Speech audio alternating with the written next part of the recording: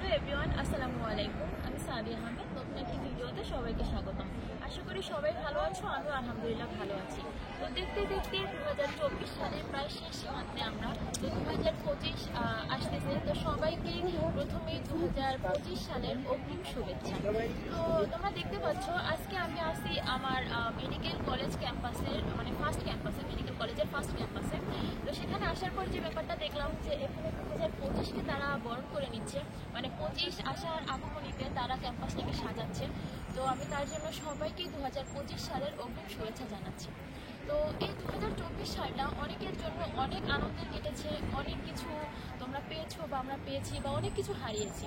অবশ্য প্রকৃতির নিয়মই এটা, কোনো কিছু আসবে, কোনো কিছু যাবে। আমরা হয়তো আমরা চাইবো যে এই জিনিসটা হয়তো পেলে মানে আমি আমি ভালো থাকবো, বা আমি অনেক কিছু পেয়ে যাব। আবার হতে পারে কি যে না, ওই জিনিসটাই তোমার জন্য মঙ্গল ছিল না, ওই জিনিসটা তোমার জন্য খারাপ ছিল, তার জন্য হয়তো আল্লাহ তোমাকে সেই জিনিসটা দেয়নি।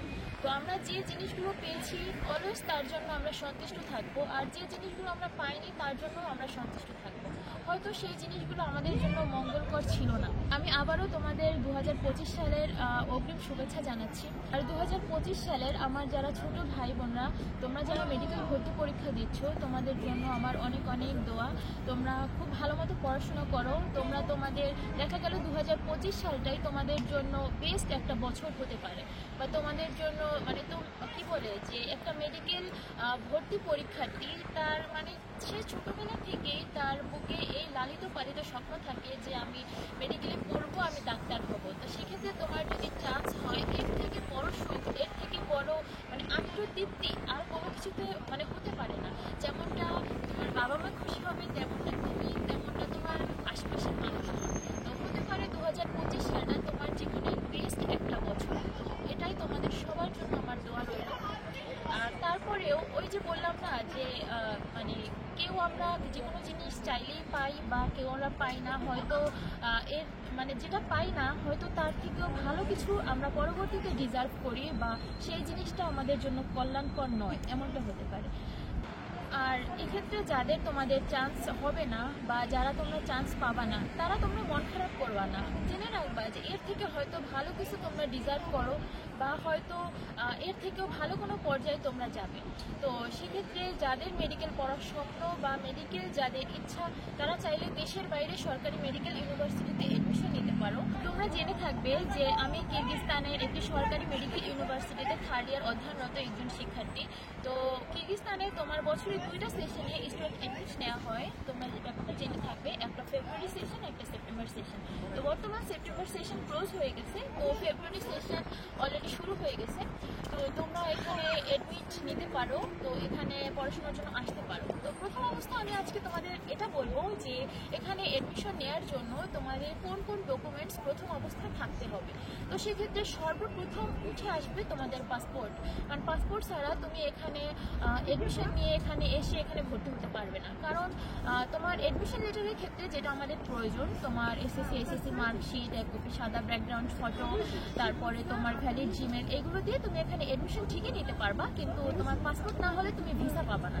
বিগত বেশ কিছু সেশনে দেখা যায় যে ব্যাপারগুলো, যে স্টুডেন্ট ঠিকই এখানে অ্যাডমিশন নিয়েছে, কিন্তু তোমার পাসপোর্ট নাই দেখে, বা পাসপোর্ট করতে দেরি হয়েছে দেখে সে তার সেমিস্টারটা লস করেছে, মানে ঠিক টাইমে পাসপোর্ট দিতে পারেনি, তাই ঠিক টাইমে এখানে আসতে পারেনি।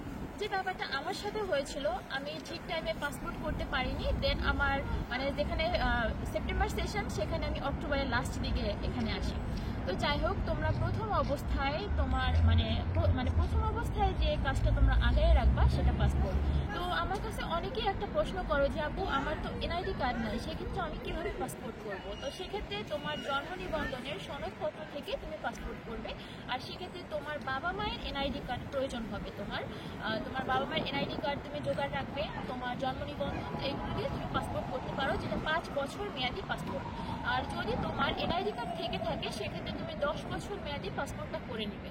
তোমাদের যাদের সার্টিফিকেটের নামে ভুল আছে, বা যে কোনো ভুল থাকতে পারে, ধরো তোমার নামের স্পেলিংয়ে বা তোমার বাবা মায়ের নামে বা তোমার জন্ম তারিখে যদি এরকম কোনো ভুল ত্রুটি থেকে থাকে, এগুলো তোমরা অতি শীঘ্রই এগুলো সংশোধন করো।